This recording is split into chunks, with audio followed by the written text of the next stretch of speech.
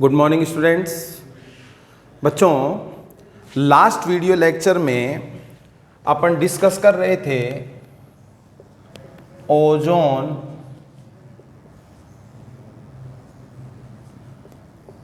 Depletion in the stratosphere. Ozone depletion in the stratosphere. तो बच्चों, basic idea अपन इसके बारे में लास्ट वीडियो लेक्चर में ले चुके हैं। ओजोन डिप्लीशन क्या होता है, what are ozone depletion substances, ozone concentration in troposphere, stratosphere, ठीक है। थिकनेस मेजर की जाएगी डॉप्सन यूनिट में। वो सारी चीजें अपन डिस्कस कर चुके हैं। क्लियर। अब जो एक इंपॉर्टेंट एस्पेक्ट अपने को स्टडी करना है वो है बच्चों ओजोन होल। क्या है? Ozone hole. इसको अपन डिस्कस करते हैं। ओजोन होल ये क्या होता है बच्चों? इस चीज को अपन समझते हैं। सपोज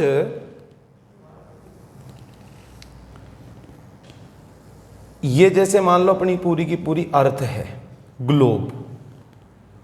ये पूरा का पूरा ग्लोब है। 0 डिग्री लैटिट्यूड, 0 डिग्री लैटिट्यूड और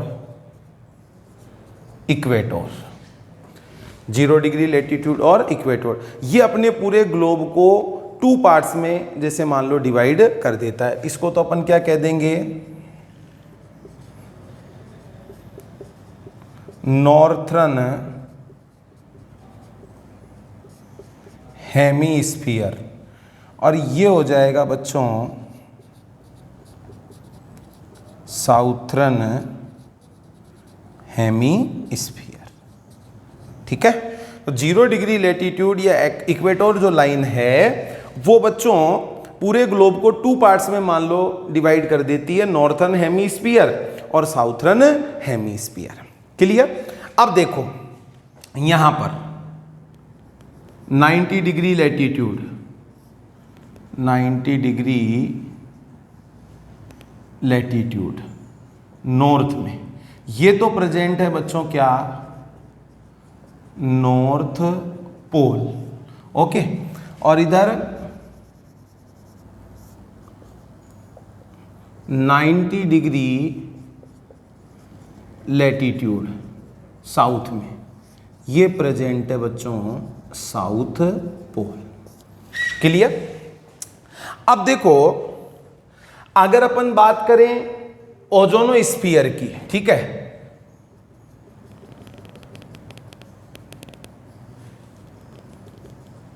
ये अपन जैसे मान लो इमेजिन कर लें इसको 15 किलोमीटर से लेकर और 35 किलोमीटर, जैसा कि मैंने लास्ट वीडियो लेक्चर में आपको बताया था। ये अपन मान लेते हैं बच्चों क्या है? ओजोनोस्फीयर। ठीक है। अब देखो कंसेप्ट क्या है। वाटर के कॉलम में अगर थिकनेस देखी जाए, वाटर के कॉलम में अगर थिकनेस देखी जाए तो इक्वेटर ये यहां है। अब यहां से लेकर यहां तक का कॉलम अगर देखा जाए तो ओजोनोस्फीयर ये इतना ही है। और अगर पोल से मेजर करें तो बच्चों ओजोन लेयर की थिकनेस ज्यादा है। तो अपन क्या कह सकते हैं?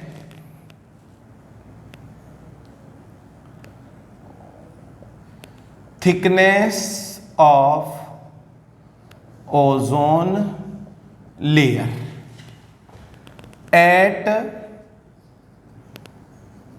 Equator, thickness of ozone layer at equator. तो बच्चों ये जो थिकनेस है ये थिकनेस क्या मानी जाएगी? कम। लेकिन thickness of ozone layer at poles, यहां पर बच्चों ओजोन लेयर की थिकनेस क्या है? ज्यादा। ये अपनी समझ में भी आ रहा है। ये ऐसे मान लो ये पूरा का पूरा ओजोनोस्फीयर है। ठीक है। अब एक तो यहां से यहां तक की अपन बात करें तो वाटर कॉलम में बच्चों ओजोन इतना ही है। एक यहां से यहां तक की बात करें तो ये थिकनेस ज्यादा है। क्लियर। अब इक्वेटोर से, अगर इक्वेटोर पे अपन देखें तो ओजोन की थिकनेस कम है, लेकिन बच्चों जो सोलर रेडिएशन है, सनलाइट की अगर अपन बात करें, स्ट्रेट रहती है। इक्वेटोर का जो रीजन होता है यहां पर बच्चों सोलर रेडिएशन स्ट्रेट होती है, और जैसे जैसे अपन पोल की ओर बढ़ेंगे वैसे वैसे जो ये सोलर रेडिएशन है ये ऑब्लिक होती चली जाएगी, यूं तिरछी होती चली जाए। तो अपन क्या कह सकते हैं, thickness of ozone layer at equator ये तो कम है, लेकिन यूवी रेज यहां पर ज्यादा है। और अगर इन्हीं यूवी रेज की अपन बात करें कहां पर, पोल्स पर, तो ओजोन लेयर की थिकनेस ज्यादा है, लेकिन पोल्स पर बच्चों जो यूवी रेज है वो यूवी रेज कम है। ठीक है, तो अब आइडिया क्या लग रहा है कि यूवी रेज की वजह से जो नुकसान ज्यादा होना चाहिए ओजोन का वो यहां पर होना चाहिए। रीजन आपके समझ में आ गया, एक तो ओजोन लेयर की थिकनेस कम, दूसरा जो यूवी रेज है वो यहां पर ज्यादा है, लेकिन बच्चों ऐसा नहीं होता है। ध्यान देंगे, ये जो ओजोन होल है क्या है, इधर देखो,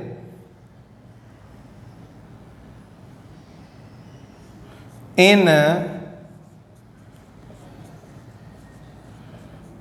एंटार्क्टिका रीजन, इन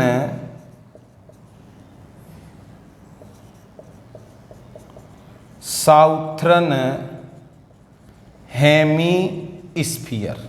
ठीक है, ये साउथर्न हेमीस्फीयर है, और इसमें बच्चों एंटार्क्टिका रीजन है वो इधर ऐसे मान लो, ये एंटार्क्टिका रीजन है। तो ये रीजन बच्चों कहां पर हो गया, पोलर। एंटार्क्टिका जो रीजन है ये कैसा पार्ट है, पोलर। कैसा पार्ट है बच्चों, ये पोलर जैसे पार्ट है ये अंटार्कटिका रीजन। तो इन अंटार्कटिका रीजन जो कहां पर है, साउथर्न हेमीस्फीयर में, स्प्रिंग सीजन, और ये स्प्रिंग सीजन कब मान सकते हैं बच्चों, सितंबर अक्टूबर के आसपास के टाइम पर। अंटार्कटिका रीजन जो कि साउथर्न हेमीस्फीयर में पोलर रीजन है, इसमें स्प्रिंग सीजन में सितंबर अक्टूबर के टाइम पर thickness of ozone layer very thin, ozone layer जो है वो बहुत ज्यादा पतली हो जाती है। ठीक है, इसी चीज को बच्चों क्या कहा जाता है, ओजोन होल। इसी को क्या कहेंगे, ओजोन होल। अब इस कंसेप्ट को अगर अपन ध्यान में रखें तो साहब यहां पर जैसे अगर देखा जाए तो एयर के कॉलम में ओजोन की कंसंट्रेशन थिकनेस ज्यादा है, यूवी रेज कम है, तो यहां पर नुकसान कम होना चाहिए, लेकिन यहां पर बच्चों डिग्रेडेशन ज्यादा होता है, जिसकी वजह से अंटार्कटिका रीजन में ओजोन लेयर है वो बहुत ज्यादा थिन दिखाई देती है। कौन से टाइम पर, सितंबर अक्टूबर के टाइम पर। इसी को कहा जाता है ओजोन होल। अब एक चीज बच्चों आपको बिल्कुल क्लियर होनी चाहिए, अपन जैसे नॉर्थर्न हेमीस्फीयर में मिलते हैं तो सिंपल सा कंसेप्ट है, पहले जैसे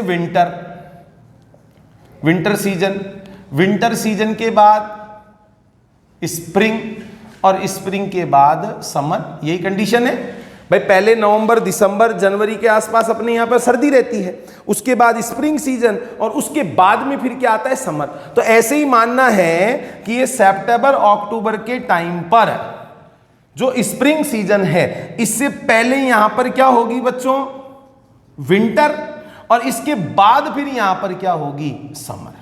ये बात आपके समझ में आ रही है भाई। स्प्रिंग सीजन यहां पर सितंबर अक्टूबर के टाइम पर माना जा रहा है, तो उससे पहले अपने को ऐसा मानना है विंटर, और उसके बाद बच्चों क्या मानना है, summer.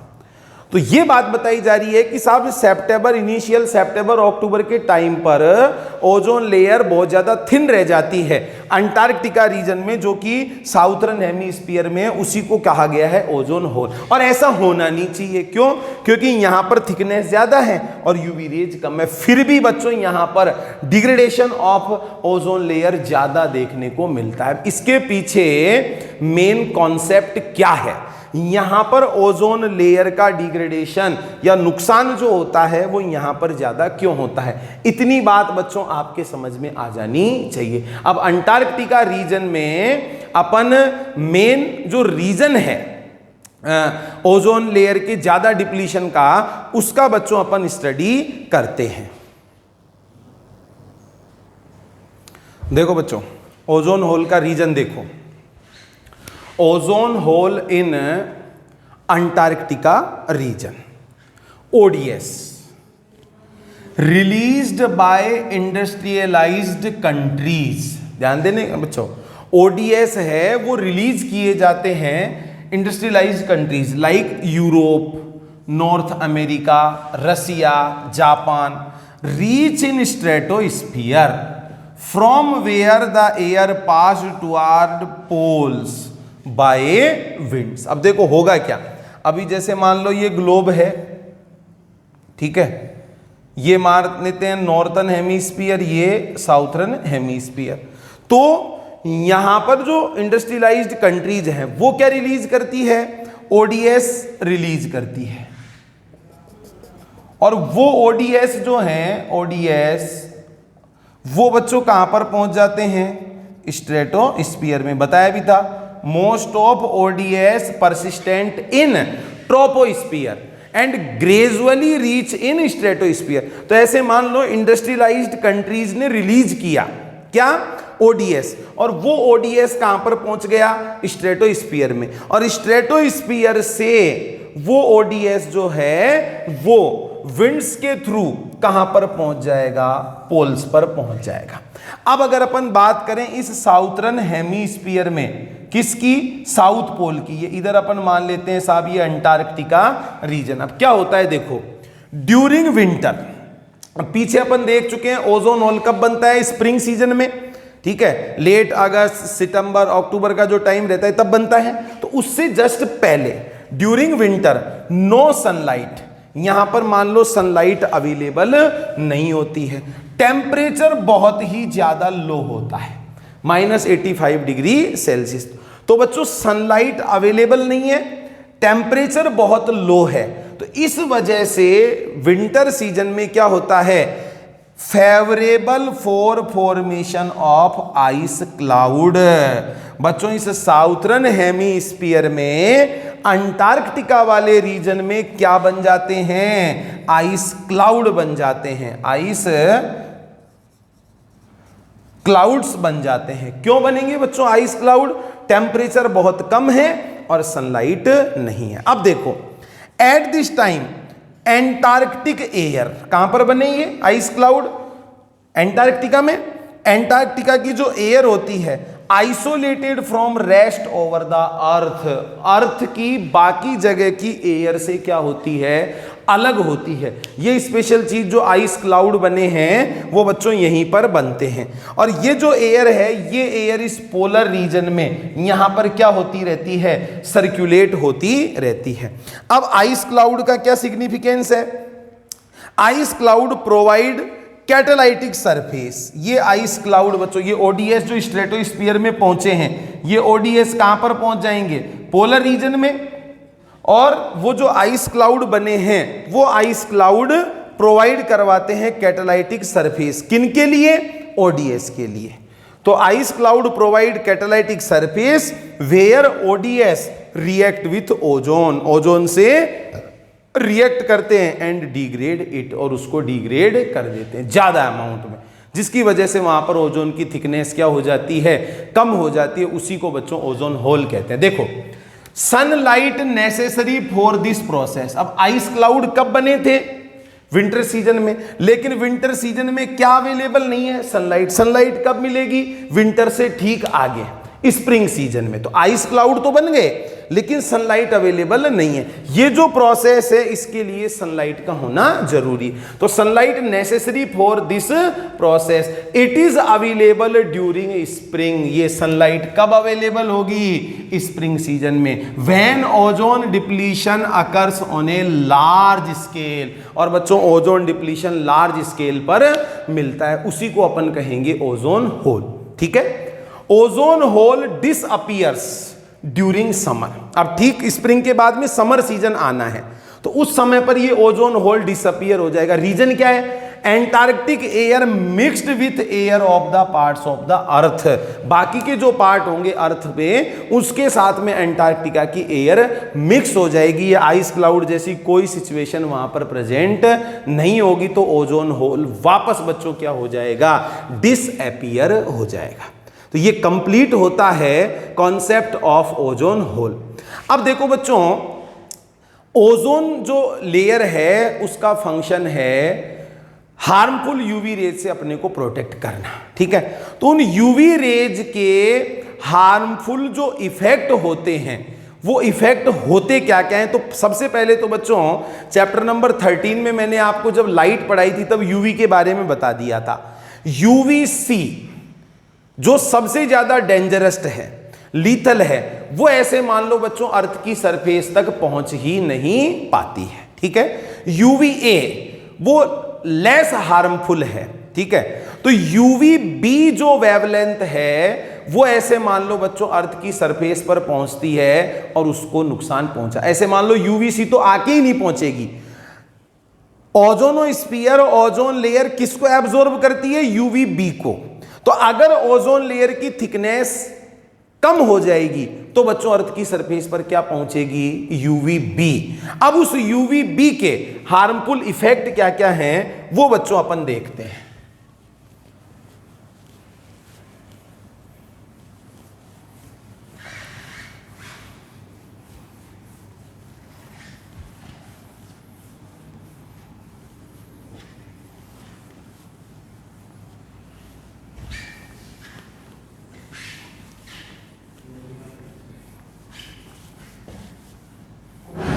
Harmful effect of UV rays,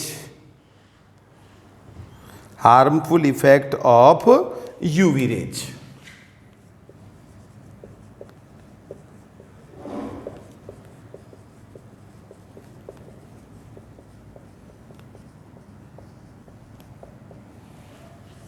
देखो फर्स्ट, और ये यूवी कौन सी होगी? यूवी बी, ठीक है। Damage of DNA and cause mutation in DNA, ठीक है। Second, ageing of skin. UV rays की वजह से जो स्किन होती है उसमें एजिंग दिखाई देने लग जाती है। Third, damage of skin cells. Skin cells क्या होती है? डैमेज होती है, जिसकी वजह से स्किन कैंसर भी हो सकता है। और फोर्थ, ये बच्चों इंपॉर्टेंट है तो ध्यान देना, UV B radiation absorbed by cornea of I.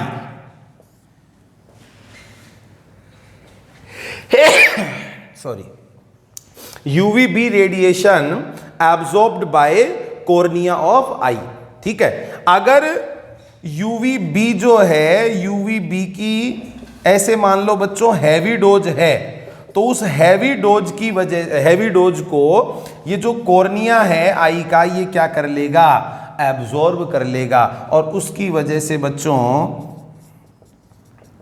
Inflammation of cornea, cornea का क्या हो जाएगा? इन्फ्लामेशन। इसी को बच्चों स्नो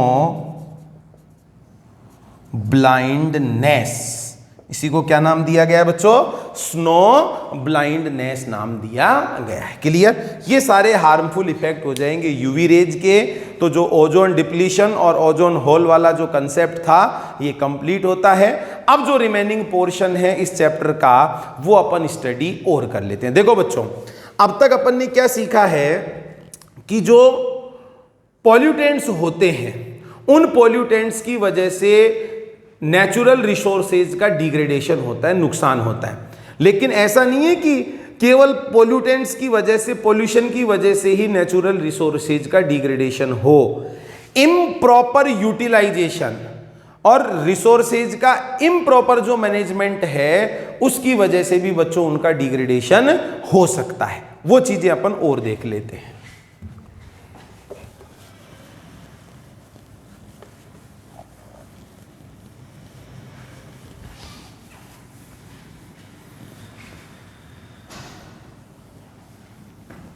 देखो बच्चों,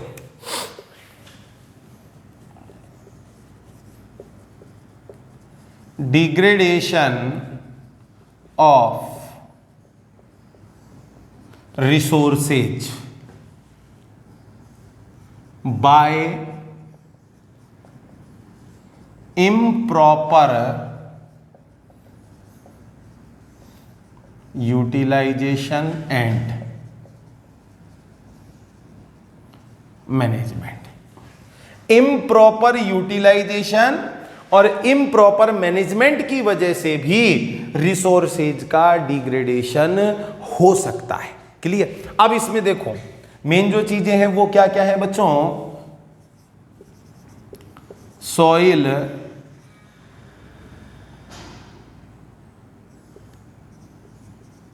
erosion and desertification. Soil erosion and desertification.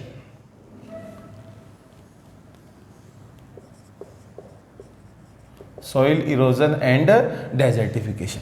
अब देखो बच्चों, सबसे पहले तो अपन ये देखते हैं सॉइल इरोजन। ये क्या है?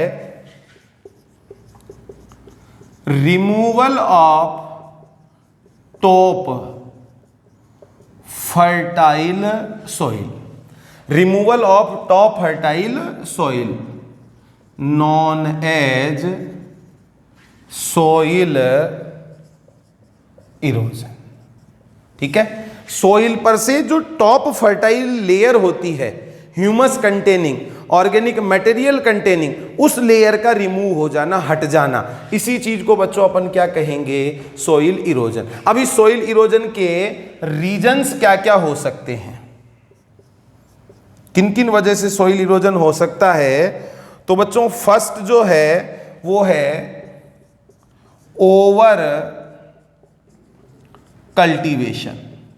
ओवर कल्टीवेशन, ज्यादा कल्टीवेशन से, एग्रीकल्चर से ये काम हो सकता है। सेकंड जो है अनरेस्ट्रिक्टेड ग्रेजिंग। अनरेस्ट्रिक्टेड ग्रेजिंग जो है, अबाधित जो चराई है, उसकी वजह से भी ये हो सकता है। थर्ड डिफॉरेस्टेशन, इसकी वजह से भी बच्चों सॉइल इरोजन होता है। और fourth poor irrigation practice. Poor irrigation practice. ठीक है? इरिगेशन के, सिंचाई के प्रॉपर जब तरीके नहीं होते हैं, ये वो सारे रीजन हो जाएंगे जिनकी वजह से सॉइल इरोजन होता है। अब रिसोर्सेज का क्या किया जा रहा है? इम्प्रॉपर यूटिलाइजेशन किया जा रहा है, जिसकी वजह से सॉइल इरोजन हो रहा है।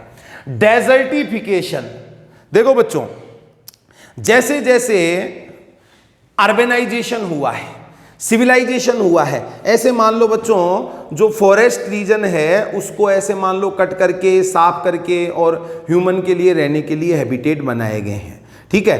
तो अर्बेनाइजेशन की वजह से क्या है, छोटे छोटे पार्ट हैं वो ड्राई हो गए। तो जब various dry parts, many dry parts collective हो जाते हैं तो बच्चों एक बड़े साइज का क्या बन जाता है? डेजर्ट बन जाता है। उसी को अपन क्या कहेंगे? डेजर्टिफिकेशन। ठीक है? मतलब many small dry patches, many small dry patches, larger dry area बन जाए, बस उसी को बच्चों क्या कहा जाएगा, डेजर्टिफिकेशन। और इस डेजर्टिफिकेशन का जो मेन रीजन होगा वो है अर्बेनाइजेशन। क्लियर? तो ये टू इंपैक्ट सामने आ गए इम्प्रॉपर रिसोर्सेज यूटिलाइजेशन के, एक सॉइल इरोजन और एक डेजर्टिफिकेशन। नेक्स्ट जो बच्चों अपनी बुक में दिया हुआ है वो है water logging and soil सलाइनिटी।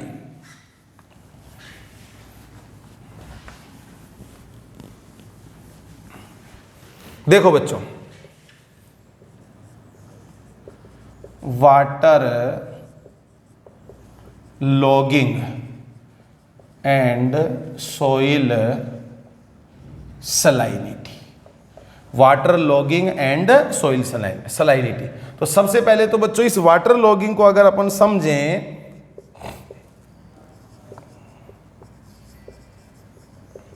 Irrigation without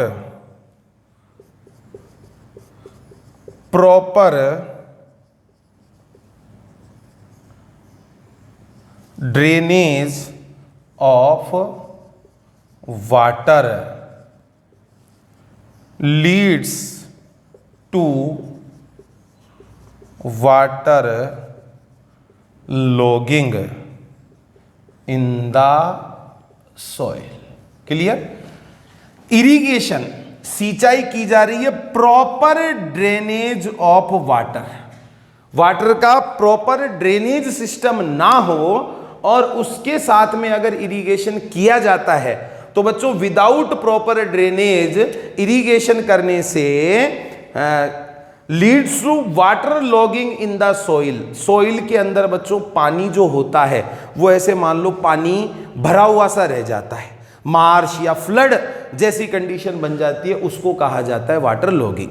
तो हम वाटर का यूज ले रहे हैं, ठीक है, इरिगेशन कर रहे हैं, लेकिन प्रॉपर ड्रेनेज सिस्टम नहीं है तो पानी भरा हुआ रह जाएगा सॉइल में, इसी को कहा जाता है वाटर लॉग्ड सॉइल। ठीक है? अब देखो वाटर लॉगिंग की वजह से क्या है कि वाटर लॉग्ड बन गई सॉइल। अब mineral present in water, mineral present in water, तो उन मिनरल्स की वजह से crust of minerals formation on soil and deposited on roots of plants.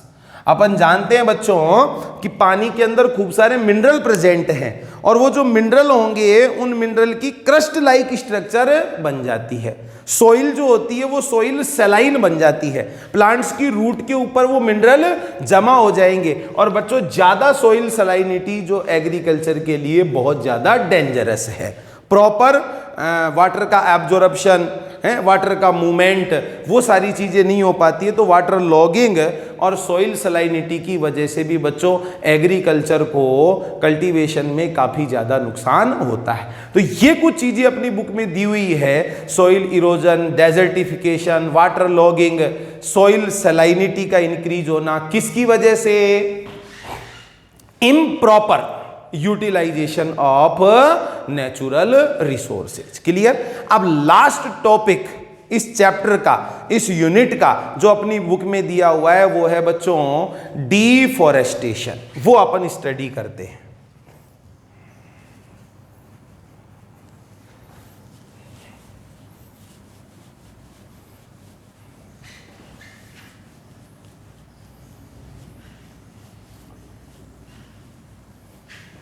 देखो बच्चों,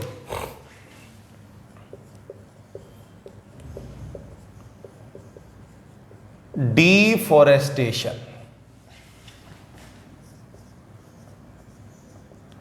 conversion of forest area in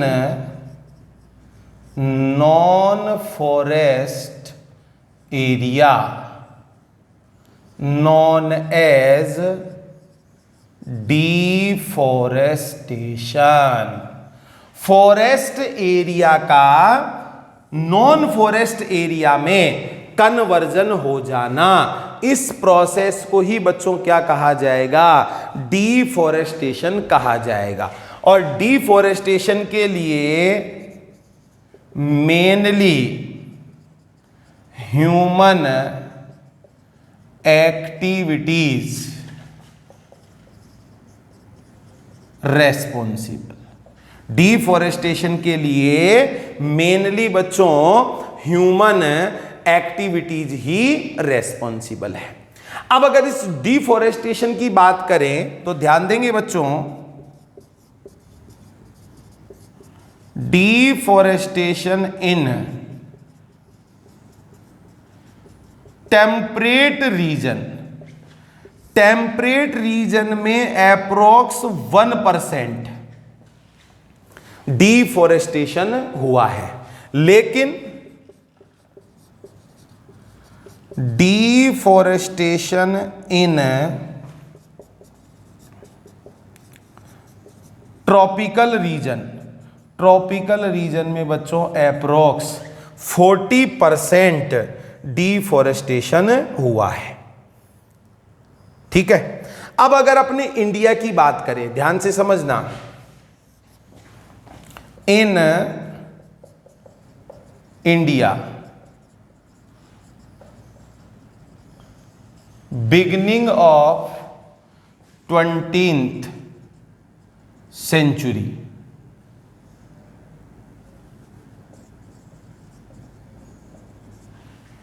India में beginning of 20th century forest present at approx 30% of land. 20th century की beginning के time पर अपने India में लगभग 30% portion पर, 30% लैंड पर फॉरेस्ट प्रेजेंट थे, लेकिन at ending of 20th century only 94% land part पर ही क्या प्रेजेंट है बच्चों? Forest present. तो ये जो डिफॉरेस्टेशन का प्रोसेस है ये अपने इंडिया में बच्चों बहुत ही हाई लेवल से हुआ है। अगर अपन बात करें, ध्यान से समझेंगे, national forest policy, national forest policy, ये नेशनल फॉरेस्ट पॉलिसी जो है, ये नेशनल फॉरेस्ट पॉलिसी दी गई थी बच्चों 1998, और इसके according in ground areas forest present 33% part of land. Ground area के 33% पोर्शन पर क्या होनी चाहिए? फॉरेस्ट होने चाहिए, according to national forest policy. और अगर बात की जाए माउंटेन रीजन की, 67% पार्ट पर क्या प्रेजेंट होने चाहिए? फॉरेस्ट प्रेजेंट होने चाहिए। ऐसा बच्चों नेशनल फॉरेस्ट पॉलिसी के अंदर बताया गया था। क्लियर? तो ये तो बच्चों डिफॉरेस्टेशन से रिलेटेड डाटा हो गया।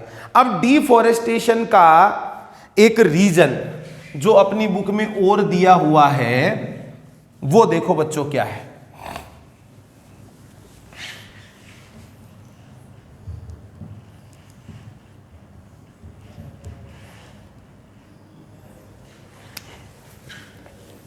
Slash and burn cultivation, slash and burn cultivation. ये बच्चों स्लैश और जो बर्न कल्टीवेशन है इसको जूमिंग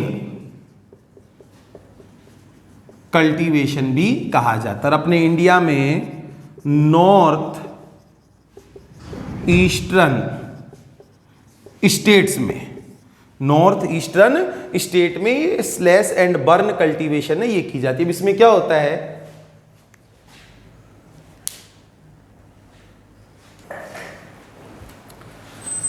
देखो बच्चों, अपने इंडिया के नॉर्थ ईस्टर्न स्टेट में ये कल्टीवेशन की जाती है। तो जो ट्राइबल कम्युनिटीज होती है वो लोग बच्चों क्या करते हैं, फॉरेस्ट है उन फॉरेस्ट को स्लैश कर देते हैं, कट कर देते हैं और उनको जो ट्रीज होते हैं, प्लांट होते हैं, उनको जला देते हैं। अब उनकी बर्निंग से जो ऐश प्रोड्यूस होती है, राख, उसको वो एज ए फर्टिलाइजर यूज ले लेते हैं। तो बड़े सारे जंगल को वो काट कर साफ कर लेते हैं, जो ऐश प्रोड्यूस होती है उसको एज ए फर्टिलाइजर वो यूज ले लेते हैं। ठीक है, अब थोड़े टाइम तक वहां पर उन्होंने एग्रीकल्चर की, फिर उस जगह को वो छोड़कर चले जाएंगे और किसी दूसरी जगह पर जाकर वो सेम प्रोसेस को फिर वापस रिपीट करते हैं। तो ये जो झूम कल्टीवेशन है, स्लैश एंड बर्न जो एग्रीकल्चर है, इसकी वजह से बच्चों डिफॉरेस्टेशन होता है, प्लांट्स को ज्यादा नुकसान होता है। अब जो एरिया एज इट इज छोड़ दिया गया, ठीक है, एक लंबे टाइम के बाद उसमें वापस बच्चों अपने आप फॉरेस्टेशन हो जाएगा, लेकिन अगर अपन प्लांटेशन करें तो इस चीज को बच्चों पुश कर सकते हैं, इसको बढ़ावा दिया जा सकता है। तो ध्यान दो, रीफॉरेस्टेशन, रीफॉरेस्टेशन मतलब conversion of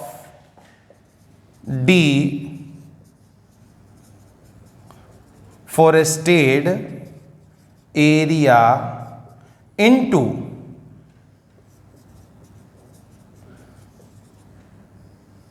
फोरेस्टेड area. Deforested area का फोरेस्टेड एरिया में कन्वर्जन होना, इसको कहते हैं बच्चों रीफॉरेस्टेशन। और रीफॉरेस्टेशन जो है वो एक नेचुरल प्रोसेस है, लेकिन बच्चों ये नेचुरल प्रोसेस जो है ये लॉन्ग टाइम में कंप्लीट होता है। इस रीफॉरेस्टेशन के प्रोसेस को पुश किया जा सकता है, रैपिड फास्ट किया जा सकता है थ्रू प्लांटेशन। प्लांटेशन के थ्रू इसको फास्ट किया जा सकता है। क्लियर, ये रीफॉरेस्टेशन की कहानी कंप्लीट है। अब देखो बच्चों, कुछ केस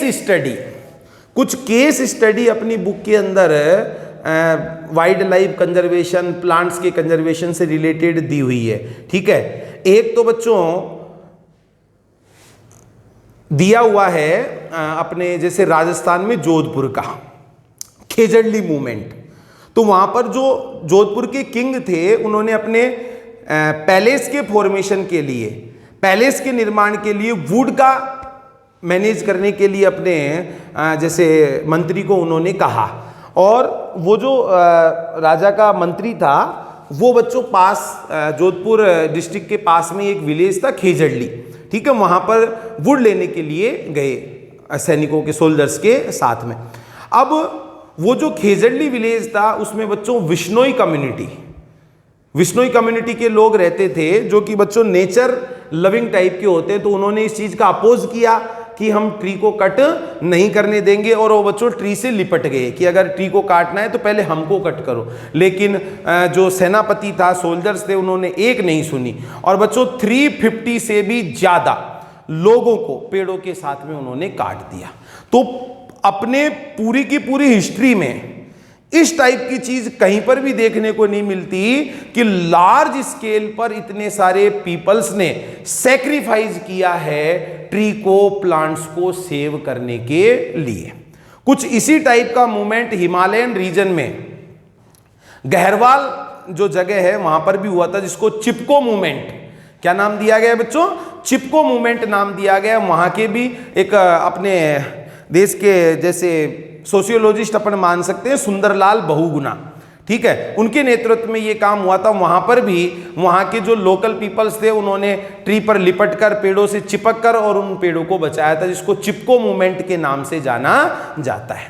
और लास्ट में बच्चों अपनी बुक के अंदर दिया हुआ है joint forest management, joint forest management. ये जॉइंट फॉरेस्ट मैनेजमेंट जो है वो इंडियन गवर्नमेंट और लोकल पीपल्स, फॉरेस्ट में रहने वाले लोकल पीपल्स के बीच का कोलैबोरेशन है। ठीक है, गवर्नमेंट ने इस चीज को माना कि लोकल पीपल्स की हेल्प के बिना फॉरेस्ट को प्रोटेक्ट करना, कंजर्व करना ये पॉसिबल नहीं है।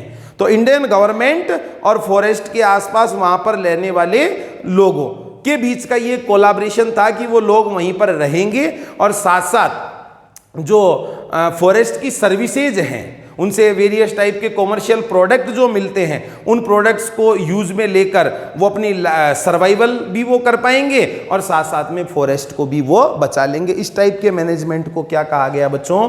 Joint forest management. तो ये आपकी इकोलॉजी वाली यूनिट और चैप्टर नंबर 16 एनवायरमेंटल इशू बच्चों कंप्लीट होते हैं। आपको जो भी क्वेश्चन बैंक दिया गया है आप केयरफुली एनसीईआरटी का स्टडी करें, उसको लर्न करें और उसके बाद में आप जो क्वेश्चन बैंक है उसके क्वेश्चंस आप सोल्व करें। जो भी आपके डाउट आते हैं वो आप या तो इंस्टीट्यूट आकर और डिस्कस करें या फिर व्हाट्सएप वगैरह के थ्रू या कॉल करके भी आप मेरे से डिस्कस कर सकते हैं। जो भी आपके डाउट होंगे वो सारे क्लियर किए जाएंगे। ठीक है, और ये आपकी यूनिट बच्चों कंप्लीट होती है। अब नेक्स्ट वीडियो लेक्चर में अपन नई यूनिट स्टार्ट करेंगे। Thank you.